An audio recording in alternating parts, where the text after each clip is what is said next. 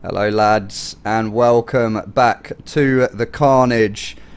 Thought I'd give a new car a try today. Now this is the worst start I think I've ever been involved in. I don't know, honestly I don't know how this happens, you know. All you have to do is go straight. Just go in a straight line. Trying. And then this guy, oh my god. Like what is this all about? Now I did get a good race in this car, and I probably should have put that first in this video, but I put it at the end, I'm not sure why. So we're down into 17th, man. Let's see what we can do. Going to be a bit of an overtaking challenge. This was my first race in this car, and well, obviously I wasn't too used to it, but one thing I can say about her is she doesn't particularly like to turn very much. Not too bad on the brakes, very good in a straight line actually. Well, I say very good, but you know, I mean relatively good. So we're up into 13th. Skipping forward to the beginning of lap number 2. Now you can see this car's straight line speed. I was closing right in on Dude. What a name.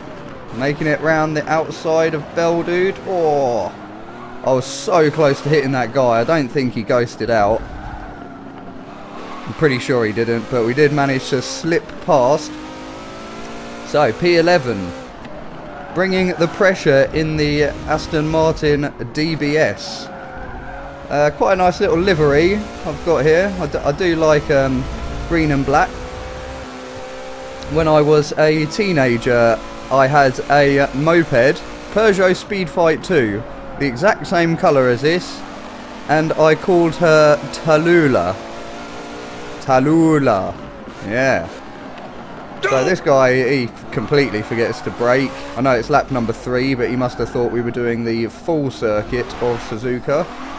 I get a bit of a bad run out of that turn, so we're going to get passed by the Ferrari here, and he was pretty slow. Now this guy, oh my god, what's he doing? Like, you know, patience is key. If he had been more patient, we wouldn't have gone off the track. So, lap number 4. Now you can just see how bad this car really is at turning. I got down to 85 mile an hour and it still wouldn't come through that very fast turn, and I caused all sorts of mayhem there.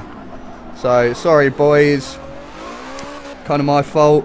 I think they probably would have had a coming together anyway without me, but well, thank God that's over. P10. Shocking behaviour. So this brings us to Monza.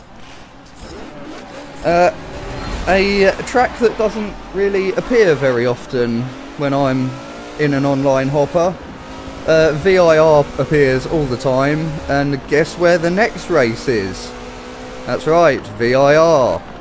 I did have good race round there though, and I'm just going to get, well, punted. Snap on the green with the Ferrari, snapsies. And for some reason I completely lose control of my car over there, so it wasn't a good day. This was only race number 2 in this car, still trying to tame it. I probably should do a bit more practicing in cars before I decide to click the record button and make a video. But no, time is money here. As long as we get a good bit of racing in, that's all that matters. I do have to get on the brakes very early in this car. I know I said in the last race that the brakes weren't too bad, but on a track like Monza where you have long straights and enough time to gain a lot of speed, you have to brake a lot earlier. So, see what we can do about these noobs up ahead. I'm just trying to find a way around this McLaren, but it's not happening. We are up into 8th though, 8th position. Some guys had a coming together. Now the McLaren F1 in front of me is clearly better in a straight line than my car. But we're going to close the gap on the brakes here and have a look at a move. Now, I think that was some textbook manoeuvre done there. No contact. Well, that's how every overtake should be, really. But, you know, it's Forza and I'm a noob. Everyone else we can safely assume is a noob. So, it's easier said than done, isn't it? So, nothing else happened this race. We're skipping to the end. P7. And I think we are jumping to VIR straight after this. Am I going to check my lap time? I don't think I did, because it was crap. Oh no, our lap time was 4 seconds off the Dodge Viper 2013. So I'm assuming that is the car to use on Monza. So VIR, starting in P6, but there is a lot of people behind me. Am I going to take a ramming up the inside of the Formula E? And of course I'm going to take a ramming. I'm going to take an absolute battering. What are you lot doing? That Scooby just... Oh, he didn't like me, did he? So we're down into 9th. Holding the line on the inside of the McLaren. So that's going to be me slipping up into 8th. Just park it on the apex so we can't do a cutback. And yeah, we've made it stick. These guys were pretty slow, lagging all over the place, so I don't really know where he's going. Straight into the tyre wall. I'm fine with that. And that is me up into P6. So we're doing the full version of VIR. And 2 laps. Got 2 lapper going. This guy's off into the tyre wall. I think he hit the tyre wall anyway. Looked like he was aiming for it. P5, boys. Progress. Slipping up the pack. On the brakes a little bit late for this, well, I like to call it a long hairpin, because you do come in there with quite a bit of speed. It's not really a hairpin, is it? But, you know. Does it matter? No, not really. So, going to gain on these guys up ahead a bit, because my car is straight line speed built. And I think we're going to go a little bit deep from the looks of it. Yeah, very deep. Not as deep as this Formula E car. Very good in the corners, that car, but very bad in a straight line. As we are going to see, he is going to be on my tail for pretty much the rest of the race. We're going to see his nose appear in the bottom of the screen on pretty much every corner. So we're up into P4. And do you know what I think it's time for, boys? A dive bomb. And that bit of contact I'm going to take from him is going to slightly unsettle my car. And I do run a bit deep into that corner, but luckily we did manage to make the move stick without going off the track. So that's all that matters, really. Now, P3. Can we do anything on P2? Can we even keep up? I suppose that's the question.